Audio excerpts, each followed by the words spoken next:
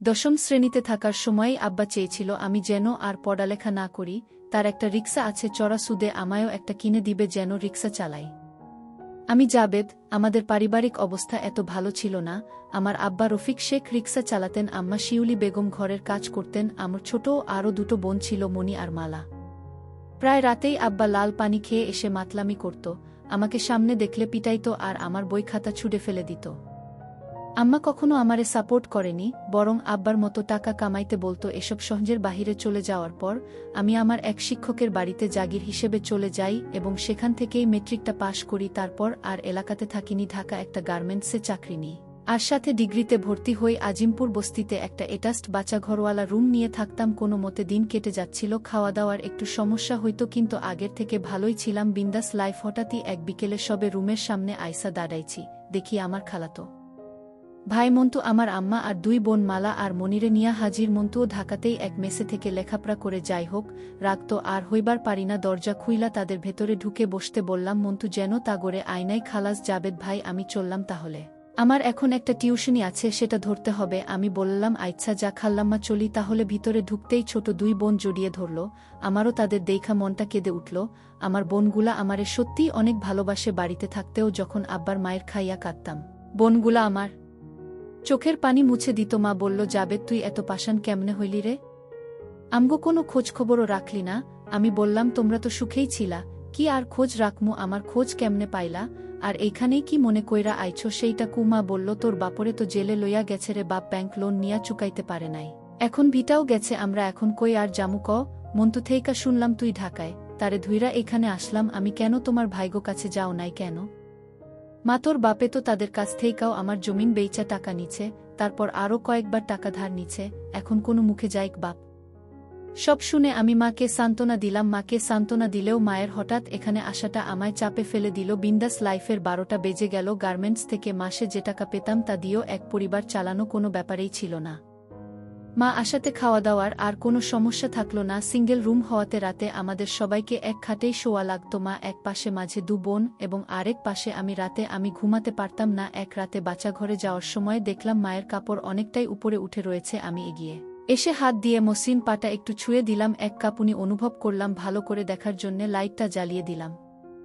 মার বয়স কতই বা হবে?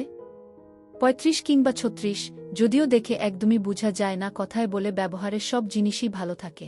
বাবাও তাকে ব্যবহারের উপরেই রেখেছিল। অনেকদিন থেকেই প্রমোশন হবে হবে করেও হচ্ছে না। অবশেষে রহমান সাহেব অফিস থেকে রিজাইন করাতে সুপারভাইজারের পদটা আমিই পাই। আসলেই মা আসার সময় আমার জন্যে সৌভাগ্য সাথে করে নিয়েছিল। তিনি আসার পরেই সবকিছুই যেন হাতের মুঠো মনে হচ্ছে। বিকেলে বস্তিতে ফেরার পথে 1 কেজি মিষ্টি নিয়ে নিলাম। দরজায় দাঁড়িয়ে টোকা দিতেই মা দরজা খুলে দিল, আর অমনিই আমি মাকে টেনে ধরলাম। দরজা বরাবরই খাচ্ছিল, মা সামলাতে না পড়ে খাটে পড়ে গেল।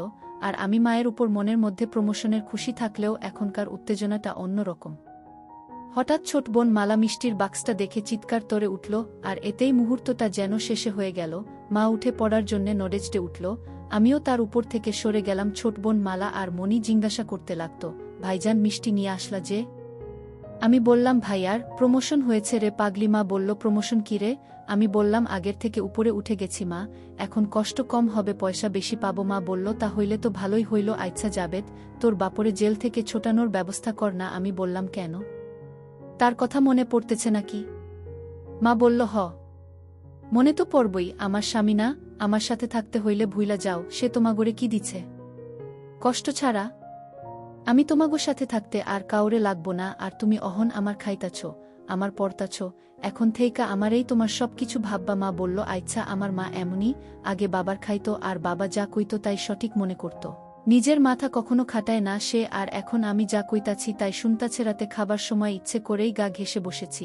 মা কিছুই বলেনি। খাওয়া শেষে বা হাতটা উরুর উপর রেখেই বিভিন্ন গল্প করতে লাগলাম, কি করে এই বস্তিতে উঠলাম হাবিজাবি। কিন্তু যাই বলছি মা আর দুই বোন মনোযোগ দিয়ে শুনল। এর ফাঁকে আমি হাতটা কাঁধে উঠিও মালা আর মনিকে বললাম, তোদের কাল স্কুলে ভর্তি করিয়ে দিব। ওরা তো খুশিতে হইচই করতে লাগলো। মা বাদ সাধল, কি দরকার স্কুলে যাওনের, ঘরে থাকবো, ঘরের কাম শিখব। আমি বললাম, একবার বলছি যাইব তো যাইব, এই যুগে লেখাপড়া ছাড়া চলা যায় না, বুঝলা? মা বলল, হু। আমি ধীরে ধীরে মায়ের উপর কৃতিত্ব নিতে লাগলাম। আর মায়ের অভ্যাসেই কর্তার কথা শোনা। এখন যেহেতু আমি কর্তা, তো আমি যা বলি তাই শুনবে। রাত যথেষ্ট হয়েছে, এবার শুতে হবে। আমি মাকে বললাম, মা, রাতে মণি মালা ঘুমের ঘোরে আমার গায়ে হাত পা তুলে দেয়, আমার ডিস্টার্ব হয়।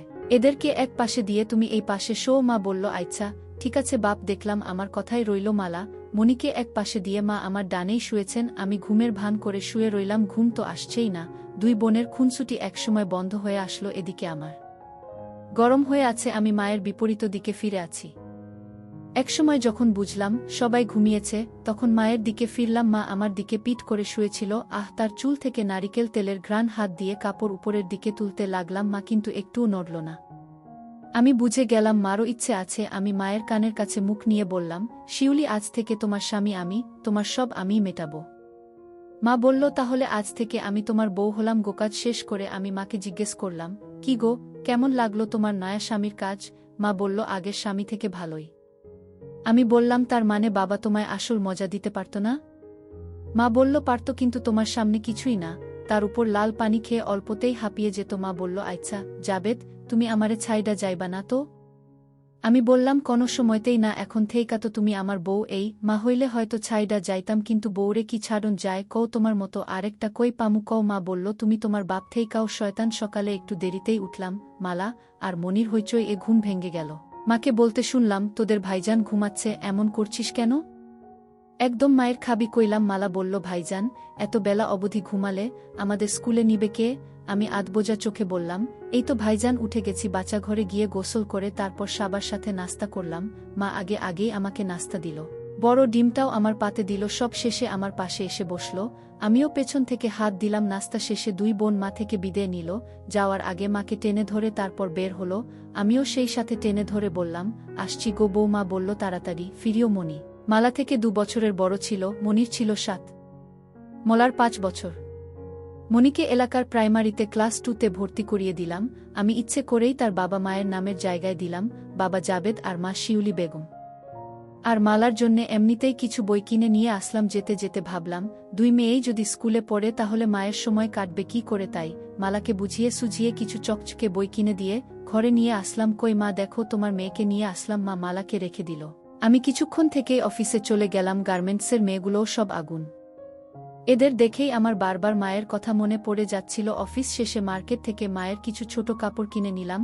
ঘরে ফিরে মায়ের হাতে প্যাকেট ধরিয়ে দিলাম। মা মুচকি হাসল। নাস্তা বানিয়ে রেখেছিল, তা খেলাম। উল্লেখ্য, পুরের খাবার আমি গার্মেন্টের পাশের একটা ঝুপড়িতেই খাই। মালা আর মনি একজনের পিছনে লেগেই রয়েছে। বুঝলাম আরও বড় একটা বাসা দরকার। রাতে খাওয়া শেষে মনি কিছুক্ষণ বই নিয়ে গুনগুন করে ঘুমোতে গেল। মা আমার পাশেই শুয়েছিল, তার মাথাটা আমার ডান হাতের উপর ছিল। আমি বললাম, কি হবে নাকি 1 রাউন্ড?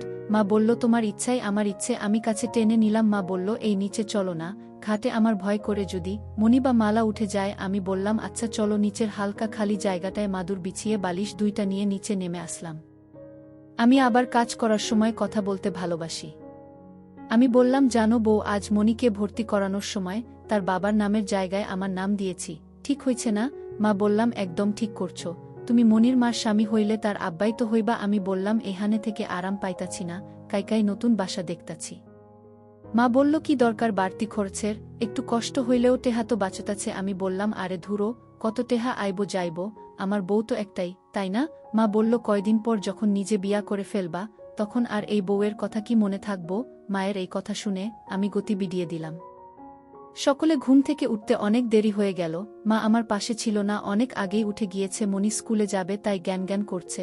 আমি কেন এখনো উঠছি না, তাকে স্কুলে দিয়ে আসতে হবে। মালা মাকে জিজ্ঞাসা করছে, মা, ভাইজান কেন নিচে শুইছে? মা বলল, তোর ভাইজানের গরম বেশি, এই কারণেই নিচে শুইছে, যাতে ঠান্ডা হইতে পারে। তাড়াতাড়ি গোসল সেরে নাস্তা করে নিলাম। এমনিতেই দেরি হয়ে গিয়েছে, তাই আর দেরি করলাম না। মনিকে নিয়ে বের হয়ে আসলাম। বোনকে স্কুলে পৌঁছে দিয়ে আমি অফিসের দিকে চললাম। আমার বস হেলাল সাহেব, সেই এক বাজ লোক, তার রুমের পাশ দিয়ে যাওয়ার সময় হাসিঠাট্টার আওয়াজ পেলাম। হয়তো কোনো মেয়ের সাথে রসালো আলাপ করছে। আমি আমার প্রোডাকশনের কাজ দেখতে লাগলাম। মেয়েদের কাজ বুঝিয়ে দিয়ে ডেস্কে গিয়ে বসলাম। ডেলিভারির ফাইল দেখতে দেখতেই সময় কেটে গেল। আজ একটু তাড়াতাড়ি করে অফিস থেকে বের হলাম। একটা বাসা খোঁজা লাগবে। অফিসের পিয়ান মন্টু বলল, মোহনলাল পানিপুরের দিকে নাকি কিছু টিনসেট বাড়ি ভাড়া দেওয়া হয়, তাই সেদিকেই গেলাম। টিনসেট তো পেলাম না, তবে সাইটওয়াল সেমিপাকা একটা বাড়ি দেখতে পেলাম, সামনে পুরনো একটা লোহার গেইটে লেখা বাসা ভাড়া দেওয়া হবে। আমি নাম্বার নিয়ে ফোন দিলাম। একজন বৃদ্ধ মহিলার আওয়াজ, বাসা মালিক। হ্যালো, কে? আমি আসসালামু আলাইকুম, আমি জাবেদ, উইয়ে বাসা ভাড়ার জন্য কল দিয়েছিলাম। বাসা মালিক: ও আচ্ছা, আপনি কি বিবাহিত? আমি তো চিন্তায় পড়ে গেলাম, কিন্তু মুহূর্তেই আবার সব চিন্তা উবে গেল। আমি: জি ম্যাডাম, আমার দুটো মেয়েও আছে। বাসা মালিক: তাহলে ঠিক আছে। আমি আসলে আগে একাই থাকতাম, কিন্তু গ্রাম থেকে বউ আর বাচ্চারা আসার পর একটা প্রয়োজন পড়েছে। বাসা মালিক: আচ্ছা আচ্ছা, আমি দারোয়ানকে দিয়ে গেইটের চাবি পাঠাচ্ছি। আপনি বাড়িটা দেখুন, যদি ভালো লাগে তারপর ভেতরে আসবেন। পাকাক্তা হবে। ঢাকায় সাধারণ এমন বাড়ি চোখে পড়ে না। সামনে কিছু খালি জায়গা, ভেতরে মাকসার ডেরা। জালে আটকে গেলাম। কিচেন রুম ছাড়া 2টা বেডরুম ও একটা ডাইনিং রুম রয়েছে। 2 বেডরুমের একটা অ্যাটাচড বাচ্চাঘর আছে, আর ডাইনিং রুমেও আরেকটা বাচ্চাঘর রয়েছে। সিম্পলের মধ্যে এই বাসাটাই আমার পছন্দ হয়ে গেল। দারোজান আমাকে দোতলা নিয়ে গেল। দোতলার ডান পাশের ইউনিটে মহিলা থাকেন। ভিতরে যেতেই খুবই বিনীভাবে আপা সম্বোধন করে সালাম দিলাম। আমার চাপ্পাদারি অবশেষে কোনো কাজে আসলো। আমাকে দেখেই তিনি সোফার দিকে ইঙ্গিত করে বাসতে বললেন: কি করেন আপনি? একটি গার্মেন্টসের সুপারভাইজার। আপনার পরিবারে কে কে আছে? আমার স্ত্রী আর 2 মেয়ে। আপা, আপনি আমায় তুমি করে বলতে পারেন, তাহলে বোধহয় দুজনেই কমফোর্টেবল ফিল করব। আচ্ছা শুন তাহলে, বাড়িটা আমার অনেক দিন থেকেই খালি পড়ে আছে, যার কারণে এলাকার দখলবাজদের নজরে পড়ে গিয়েছে। তাই মূলত ভাড়া দিতে চাচ্ছি। আসলে এমন একটি পরিবারকেই আমার বাড়িটা ভাড়া দিতে চেয়েছিলাম। আজকাল কত কিছুই হচ্ছে। নতুন নতুন যুবক যুবতীরা পালিয়ে এসে স্বামী স্ত্রী পরিচয় দিয়ে বাসা ভাড়া নিচ্ছে, পরে পুলিশি ঝামেলায় পড়তে হচ্ছে আমাদের মালিকদের, যার কারণে পরিবারে বাচ্চা কাচ্চারা থাকলে তারপরও বিশ্বাস করা যায়জবি। বাড়িটা পেলে আমারও খুব উপকার হতো। কিন্তু আপা, ভাড়াটা কত দিতে হবে যদি বলতেন? বাড়িটা মূলত এই কারণে ভাড়া দিচ্ছি যেন সেটা অন্তত আমার দখলে থাকে। ভাড়ার টাকাটা আমার কাছে মুখ্য নয়। আমার বাড়িতে থাকতে হলে সব পরিষ্কার পরিচ্ছন্ন করে রাখতে হবে, তারপরেও কিছু ভাড়া তো দিতেই হবে। মহিলা মুচকি হাসলেন। 5,000 করে দিও, প্রতি মাসের 7 তারিখের মধ্যেই দিতে হবে। আর বিদ্যুৎ বিল তোমাদের হোক না সেমি পাকা, ঢাকার মধ্যে 5,000 টাকা অনেক কমেই। তারপরও এমন ভাব করলাম যেন আমার সে দেওয়া সম্ভব নয়। আপা, আরেকটু যদি কম রাখা যেত। আসলে 2 মেয়ের পড়ালেখার খরচ চালাতে প্রতি মাসেই আমাকে হিমসিম খেতে হয়। আচ্ছা শোনো, 4.5 দিও ব্যাস, এর থেকে কমাতে বলো না। আবার অনেক উপকার করলেন। আপা, আমি পকেট থেকে 1 মাসের টাকা বের করে অগ্রিম দিতে চাইলাম। মহিলা নিতে রাজি হয়নি। অ্যাডভান্স লাগবে না, তুমি বরং তোমার স্ত্রী সন্তানদের নিয়ে কালকেই শিফট হয়ে যেও। আমি বাবুলকে বলে দিব ঘর পরিষ্কার করে দিতে। বাবুল মালিক আপার ঝাড়ুদার ছিলেন। আমি বিদায় নিয়ে চলে আসলাম মোহামলাল পানিপুর থেকে সোজা আজিমপুর। মা দরজা খুলে দিতেই ক্লান্ত দেহটাকে বিছানায় এলিয়ে দিলাম। মায়ের ডাকেই তন্দ্রাটা ভেঙে গেল। মা খাটে ঝুঁকে আমায় ডাকছিল। ঘুমিয়ে পড়লা নাকি? ভাত খাবা না? আমি মায়ের এক হাত ধরে টান দিতেই সে নিচে এসে পড়ল।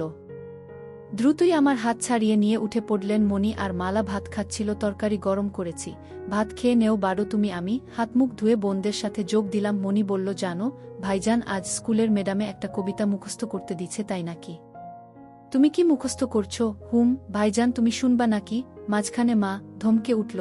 মণি তোরে কইছি না খাবার সময় বেশি কথা না বলতে। মণি আর কথা না বলে ভাত খেতে লাগলো। মালাও চুপচাপ। বুঝলাম আমি এ ঘরের কর্তা হলেও করতি, কিন্তু মাই। আমি খাওয়া শেষ করে শুয়ে রইলাম। মণি এবার আমায় তার কবিতা শোনাতে থাকল। এদিকে মা খাটের এক কোণে উল্টো দিকে ফিরে চুল আঁচড়াচ্ছিলেন। তার চিকন কোমরটা লাইটের আলোয় হেব্বি দেখাচ্ছিলেন। ছোট বোনের কবিতার দিকে মনেই দিতে পারলাম না। এর মধ্যে মণি আরেকটা কবিতা পড়তে গেল। আবার মা বাদশাধেন। অনেক রাত হয়েছে, সকালে আবার স্কুলে যেতে হবে, ঘুমো এখন। মালা তার ওয়ার্ড বুকের ছবিগুলো দেখছিল। সে নারাজ। মা আমার তো স্কুল নেই, আমিও ঘুমাবো। ঘুমাতে হবে। সে বই রেখে চোখ বুজে রইল। মায়ের দিকে ইশারা দিতেই মা লাইট অফ করে আমার পাশে এসে শুলো। সে বোনদের দিকে ফিরে শুয়েছে।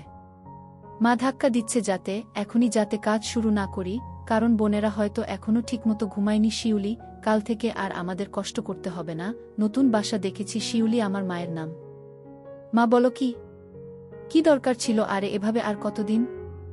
মা তা ঠিক কইছ, বাচ্চাগুলা দিন দিন বড় হইতাছে। এখন নতুন বাসাতে কিন্তু তুমি আমার বউ হিসেবেই যাবা, আর মালা আর মণি আমার মেয়ে। মা মনে এইটা কেমনে সম্ভব?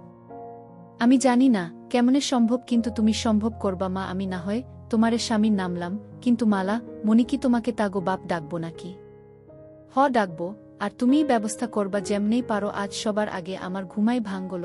দেখলাম মা পাশে শুয়ে আছে। কি মায়াবী এক নারী, চেহারাতেই দুনিয়ার সব মায়া এবং সরলতা। মায়ের সবচেয়ে বড় গুণ হল ঘরের কর্তার উপর বিশ্বাস রাখা আগে মায়ের উপর আমার অনেক রাগ জমেছিল কেন এই মহিলা কখনো বাবার আচরণের প্রতিবাদ করল না। আজ বুঝতে পারছি কেন করেনি। যার কাছে সে রাতের আধারে বশ্যতা স্বীকার করে নিয়েছিল, যার সাথে সে প্রতিরাতে রতিক্রিয়ায় মতে উঠত, তার কথার উপরে সে কথা বলতে শিখেনি, তার কথাই সে মাথা পেতে নিয়েছিল। হোক সেটা ভুল কিংবা শুদ্ধ। লক্ষ্মীটি সকাল হয়েছে, উঠবা না?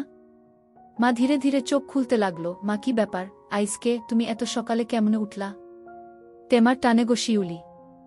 মা হইছে সকাল সকাল আবার শুরু কইরা দিও না, সরো, আমারে উঠতে দেও। আমিও উঠে গিয়ে ফ্রেশ হলাম। মা এই ফাঁকেই মালা আর মনিকে জাগিয়ে দিল। তারাও একে একে দাঁত ব্রাশ করে ফ্রেশ হয়ে নিল। এরপর মা আবার নাস্তা বানানোর কাজে হাত দিলেন। আসলে প্রতিদিন তো সকালে ঘুমেই থাকি, অনেক কিছুই লক্ষ্য করা হয় না। নাস্তা বানানোর সময় বিন্দু বিন্দু ঘামে তাকে আরও অনেক বেশি কাছে টানে। সাহায্যের ছুতো বারবার ছুঁয়ে দিচ্ছিলাম। বোনেরা তো তাদের নিজেদের মধ্যকার খুনসুটিতেই ডুবেছিল। অবশেষে নাস্তা সারলাম। মাকে বলে রেখেছি কাপড় চোপড় আর বাসন কোসন সব যেন গোছগাছ করে রাখে। আমি এসে ফ্যান আর খাটটা খুবলো। মনিকে স্কুলে দিয়ে আমি অফিসে চলে গেলাম। অফিস থেকে আজ হাফ শিফটেই বের হয়ে আসি। আসার সময় হেলাল সাহেবকে বলি, বস আসলে যেন সামলে নেন, বের হয়েই পাশের মার্কেটে যাই।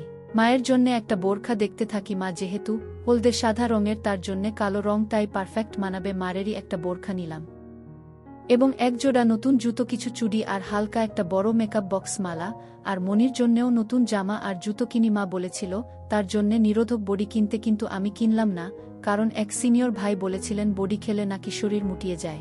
আমি চাই না আমার মা প্লাস বউটা মুটিয়ে যাক। সব শপিং করা শেষে ঘরে ফিরে যাই। মা অনেক খুশি হলেন, মালাও খুশিতে আত্মহারা। মা ঘরের সব কিছুই গুছিয়ে রেখেছিল। আমি স্কুল থেকে মনিকে নিয়ে আসলাম, তারপর সিলিং ফ্যান ও খাটটা খুলে রাখলাম। মিনি ট্রাক ড্রাইভার রনিকে বলে রেখেছিলাম, ফোন দিতেই চলে আসলো। সব উঠিয়ে নিলাম। বস্তিতে কেউ তেমন পরিচিত ছিল না। এখানকার মানুষকে কখন আসে কখন যায় তারই ঠিক নেই, পরিচয় হবেটা কখন। মা বোরখা পরার পর তাকে পুরোই নায়িকাদের মতো লাগতেছিল। আরও মুখে হালকা মেকআপ করার কারণে বয়সও অনেক কম মনে হয়। মনি, মালা আর আমি সিএনজি করে মোহামলাল পানিপুর গেলাম। মালিক আপাকে ফোন দিতেই বাবুলকে দিয়ে চাবি পাঠিয়ে দিল। তালা খুলে গেটের ভেতরে ঢুকতেই দেখি সেদিনের সম্পূর্ণ উল্টো চিত্র। সেদিন কেমন অপরিষ্কার ছিল, আজ একেবারেই ঝকঝকে। বাড়িটা মায়ের অনেক পছন্দ হলো। বাবুল ভাই চাবি বুঝিয়ে দিয়ে চলে গেলেন। কিছুক্ষণ পর ট্রাক আসলে সেখান থেকে রনির সাথে ধরে সব মালামাল বাহির করে নিই। মোটামুটিভাবে খাট ফ্যান ফিট করার পর রনি সহ আমরা টিফিনকারি করে বয়ে আনা মায়ের রান্না করা মাংসের খিচুড়ি খেলাম। ভাবি খিচুড়িটা অস্থির হয়েছে। আমি কিন্তু রনিকে বলিনি যে সে আমার বউ, কিন্তু রনি অনুমান করে নিল। এ থেকে বোঝা যাচ্ছে শুধু আমার চোখে নয়, বাকিদের চোখেও মাকে কম বয়সী মনে হচ্ছে। মা, আরও কিছু নেও। রনি, না না ভাবি, এর থেকে বেশি খেলে আর নড়তে পারবো না আমি। তোর ভাবির হাতের রান্না সত্যিই খুব ভালো হয়। আমার বউ বলে না, নিরপেক্ষভাবেই বলছি। আমি হাসতে লাগলাম। মা, হইছে, তুমি এবার থামো, খাওয়া শেষে রনিকে ভাড়া বুঝিয়ে দিলাম। সে চলে গেল। মা এরই মধ্যে ঘর গুছানোর কাজে লেগে গিয়েছেন, একেবারে জাত গিন্নি। আমি ক্লান্ত হয়ে শুয়ে রইলাম। আমার পিচ্চি বোন মনিও ক্লান্ত হয়ে আমার পাশেই শুয়ে পড়ল। আর মালা মায়ের পিছনে পিছনে মায়ের কাজ বাড়াচ্ছে। মনি, ভাইজান, বাড়িটা আমার খুব ভালো লাগছে। আমি তাই নাকি রে? আমি তাকে কাতুকুতু দিতে থাকলাম। এর ফাঁকে আমি আবার ফার্নিচার দোকানে গেলাম। স্টিলের একটা খাট প্লাস ফোম এবং একটা সিলিং ফ্যান কিনে নিয়ে আসি। ঘর গোছাতে গোছাতে মাগরিবের আজান দিয়ে দেয়। এটাস্ট রুমে ছোট ওয়ার্ড্রোবটা এবং বড় খাটটা দিলাম। আর 2 রুমে স্টিলের খাট প্লাস সিলিং ফ্যান লাগালাম। কিচেনে সিলিন্ডার প্লাস চুলা ফিট করলাম। আর সব বাসনকোসন মা রান্নাঘরে সেলের উপর গুছিয়ে রাখল। সব টাকার উপর দিয়ে গেল। ভাগ্যিস আগ থেকেই ব্যাংকে কিছু টাকা করে রেখেছিলাম। মা অবশ্য বাড়তি খরচে বিরক্ত। তার এক কথা, কেন স্টিলের খাটটা কিনলাম? তার কানে কানে বললাম, রাতে বুঝবা। মা লজ্জায় টমেটোর মতো লাল হয়ে গেল। মাস্টার বেডরুমে ঢুকে বাচ্চাঘর থেকে আমি ফ্রেশ হয়ে নিলাম। তারপর মা ফ্রেশ হওয়ার জন্যে বাচ্চাঘরে ঢুকলো। বস্তির মতো এত কোলাহল আর শোরগোল থেকে বের হয়ে ভালোই লাগছে। অবশেষে মনমতো একটা বাড়ি পাওয়া গেল, মনমতো বিছানা। মালা আর মনি পাশের রুমে ফোমের উপর লাফাচ্ছিল। রাত 2, মাথার উপরে ফুল স্পিডে ফ্যান চলার পরেও ঘামে গা জবজব করছে। মা আর আমার দুজনেরই একই অবস্থা। কাজ করতে করতে কখন যে 3টে বেজে গেল বুঝতেই পারিনি। দীর্ঘ পরিশ্রমের কারণে ক্ষুধা লেগেছিল। আমাদের মা, ছেলের মা, রান্নাঘরে গিয়ে আমার জন্যে কিছু সেমাই বাটিতে করে নিয়ে আসলেন। সেমাই খাবা? হুমু। একটা জিনিস বহু আগ থেকেই লক্ষ্য করছি। যে দিন থেকে মায়ের সাথে প্রথম হয়েছিল সেদিন থেকেই মা আমারে যথেষ্ট সম্মান দিয়ে কথা বলে। মা আমার হাতে সেমাই দিয়ে নিজের জন্যে নিতে যাচ্ছিলেন। আমি তার হাত টেনে আমার পাশে বসিয়ে দিলাম। তারপর এক চামচ নিয়ে তার মুখে দিলাম আর পরে আবার আমি খেতে লাগলাম। বউ, তোমারে না কইছি মালা আর মিলিরে বলবা। আমারে যাতে আব্বা বইলা ডাকে। মা, আমারে কি এখনো তুমি বিয়া করছো? না। মা, তাহলে হেরা তোমারে আব্বা ডাকতে যাইব কেন? তার মানে তোমারে আগে বিয়া করা লাগবো? আচ্ছা, কালকাই তোমারে বিয়া করমু। এখন আসো, আরেক ধাপ হয়ে যাক।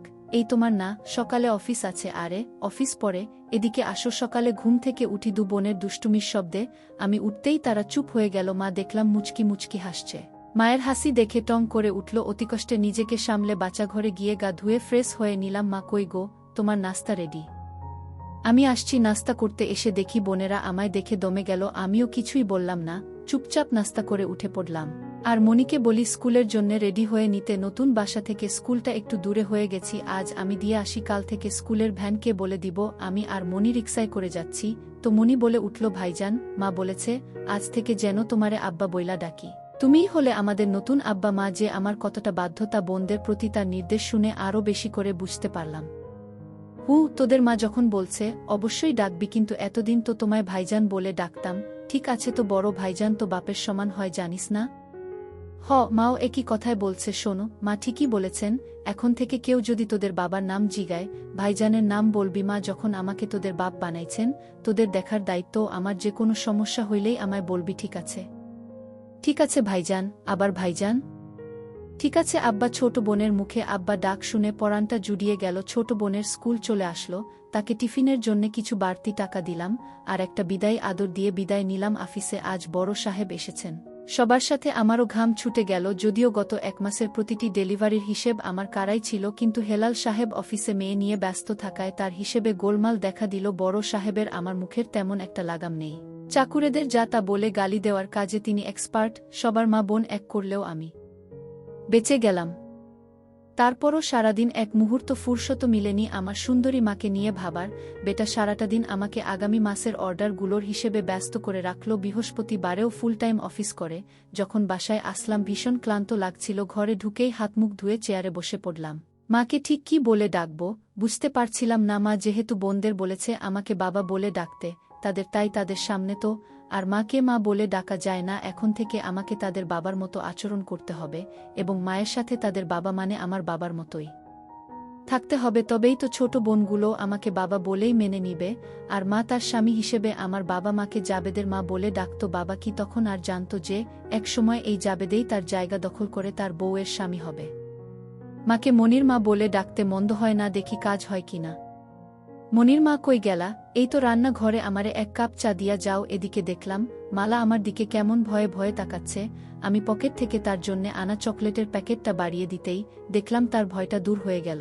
এগিয়ে এসে আমার থেকে প্যাকেটটা নিল। এইতে আব্বু, তোর জন্যে এনেছি। মালা দৌড়ে গিয়ে মনির কাছে চলে গেল, আর তাকে বলতে শুনলাম, দেখেছিস আপু, নতুন আব্বা কত ভালো, আমার জন্যে চকলেট এনেছে। মনি আর মালা এবার চকলেট নিয়েই মজে গেল। আসলে এই বয়সে সেসব বাচ্চাগুলো ছোট থেকেই অনিশ্চয়তার মধ্যে বেড উঠে তাদের কাছে। বাবা বা ভাই এর মানেটা কোনো মাইনেই রাখে না, একমাত্র মাইনে রাখে এদের মা। এদের মা যদি কাউকে দেখিয়ে বলে এই তোর বাবা, তাহলে সেই ব্যক্তিকেই তারা বাবা মেনে নেয়। মা চা নিয়ে আসলো। মায়ের কপালে আর নাকের ডগায় বিন্দু বিন্দু ঘাম জমেছিল, তাতে তার সৌন্দর্য যেন আরও বহুগুণে বেড়ে গিয়েছে। মা চা দিয়ে তাড়াহুড়ো করে চলে যেতে চাইল, কিন্তু আমি হাতটা ধরে দাঁড় করিয়ে দিলাম। এই এখন না, ঘুমাবার সময় চুলায় তরকারি দিয়ে আসছি, পুড়ে যাবে তো। আর এইদিকে যে আমার পুড়তাছে, তার কি হইব? তোমার কি পুড়তাছে? আমি চেয়ারে বসা ছিলাম, মাকে টেনে বসিয়ে নিচ থেকে শক্ত হওয়া বুঝিয়ে দিলাম। মনি আব্বা আব্বা বলে ডাকতে ডাকতে বাড়ি মাথায় তুলেছে। মা গিয়ে বকা দিল, এত জোরে চিৎকার দিচ্ছিস কেন রে? আমিও সেদিকে গেলাম। কি হয়েছে রে মা? আব্বা, শনিবারে স্কুলে সবার বাবা মা যাইব, তোমাদেরও যাইতে হইব। সে একটা আমন্ত্রণপত্র ব্যাগ হতে বের করে আমার হাতে দিল। দেখলাম প্যারেন্টস মিটিংয়ের কার্ড, এবং একান্ত উপস্থিতি নাকি আবশ্যক। আচ্ছা যাব, আমি আর তোর আম্মা দুজনেই যাব। চিন্তা করিস না। এদিকে খিদায় পেটটা চোচো করছে। কই তোমার হলো? হইছে। তোমরা সবাই খাইতে আসো। মা সবার আগে আমার জন্যেই প্লেট সাজিয়ে দিল। মুরগি এনেছিলাম, তাই রান্না করেছে। মায়ের রান্নার আসলেই কোনো জবাব নেই। খাওয়ার পর বোনগুলোকে নিও কিছুক্ষণ দুষ্টুমি করলাম। একসময় মায়ের বাঁকা খেয়ে দুজনেই শুয়ে পড়ল। আমি আজ সেকেন্ড বেডরুমে শুলাম। মা আর দুবোন অন্য বেডরুমে। কেন যেন ঘুম আসছিল না, মন চাইছিল পাশে পেতে। আমি জানি মা আসবেই। কিছুক্ষণ পর মা এই রুমে চলে আসলো এবং আমার পাশে শুয়ে পড়ল। মা আইছো জাবেদ, আমি সারা জীবন তোমার হইজা থাকতে চাই, আমিও তোমারে সারা জীবন আমার কইরা রাখমু। শিউলি কয়েক বছর আগেও কল্পনা করতে পারিনি যে আমি কোনো একদিন আমার সুন্দরী মায়ের পুরুষ হব, কিন্তু আজ সময়ের খেলায় আমার মা আমার বউ। আজ শুক্রবার হওয়াতে গার্মেন্টস বন্ধ, তাই সারা দিনেই ফ্রেশ হয়ে রান্নাঘরে ঢুকে নানা বাহানায় ধরতে লাগলাম। কিন্তু এই খুনসুটির মধ্যে অন্য একটা মজা আছে। নাস্তা বানানোর পরেই সকলে মিলে নাস্তা করছিলাম, এমন সময় মালিক মহিলা এসেছেন। মাকে দেখে বললেন, তুমিই তাহলে জাবেদের স্ত্রী? মা লজ্জা ভরা মুখে বলল, জি আমি উনার বউ। তোমাদের বাচ্চাগুলো অনেক কিউট। কি নাম তোমার মা? আমার নাম মালা। ছোট বোনটা আমার হাসতে লাগলো। মহিলা বোধহয় সন্তুষ্ট আমাদেরকে বলল, জাবেদ, তোমার স্ত্রীটা অনেক সুন্দর। তোমার মতো কালো মানুষের যে এমন একটা সুন্দরী স্ত্রী থাকতে পারে ভাবাই যায় না। আমি আসলে দেখতে কুচকুচে কালো ছিলা, একেবারে আমার বাবার মতোই, লম্বাই 6 ফুটের মতো। তার উপর মুখে চাপ দাড়ি দেখে বয়স অনুমান করাটা টাফ। ছবি উপরওয়ালার ইচ্ছে। আফা আমি মুচকি হাসলাম। মালিক মহিলা সবগুলো রুম ঘুরে তারপরেই বিদে হলো। মা যদিও নাস্তা সেদেছিল, কিন্তু অত বড় লোক কি আর আমাদের ঘরে নাস্তা করবেন? দুপুরে নামাজ পড়ে আসার পর খাওয়া দাওয়া শেষে সবাই একসাথেই ঘুমিয়েছিলাম। যখন উঠলাম তখন প্রায় 5টা বাজে। সন্ধ্যায় সবাইকে মার্কেটে নিয়ে যাওয়ার কথা ছিল, তো তাদের নিয়ে মার্কেটে গেলাম। মা কোনো কিছুই কিনবে না, তারপরেও আমি পছন্দ করে তাকে দুটো কালো কালারের ছোট কিনে দিলাম, আর ছোটরা তাদের জামা কাপড় কিনল। আসার সময় মায়ের চুলের জন্যে নারিকেল তেল এবং তার পায়ের মাপে তার জন্যে এক জোড়া নুপুর কিনে নিলাম। মা তো অনেক খুশি হলো। বিয়ের পর নাকি তার শখ ছিল নুপুর পরার, কিন্তু বাবাকে কখনো বলে উঠা হয়নি, আর বললেও মনে হয় না বাবা দিত। মার্কেটে যাওয়ার মা আর আমি যখন বোনদের নিয়ে হাঁটছিলাম, সবগুলো পুরুষেরই চোখটা একবার না একবার মায়ের দিকে চলে যাচ্ছে। কিছু কিছু তো চোখ দিয়ে গিলে খাচ্ছে। মাকে বাড়িতে আসার পর ফ্রেশ হয়ে সবাই খাওয়া দাওয়া করে নিলাম। ইচ্ছে করেই ফ্যানটা বন্ধ করে দিয়েছিলাম, কারণ ঘামের গন্ধটা আমি নিতে চাচ্ছিলাম। গত 1 ঘন্টা ধরে অনেক কাজ করে দিয়েছি। মা তোমায় একটা কথা বলা হয়নি। কি কথা? তুমি না বাবা হতে যাচ্ছ? সেটা তো হলামেই। বউয়ের সাথে 2 মেয়েও বোনাস পেয়ে না।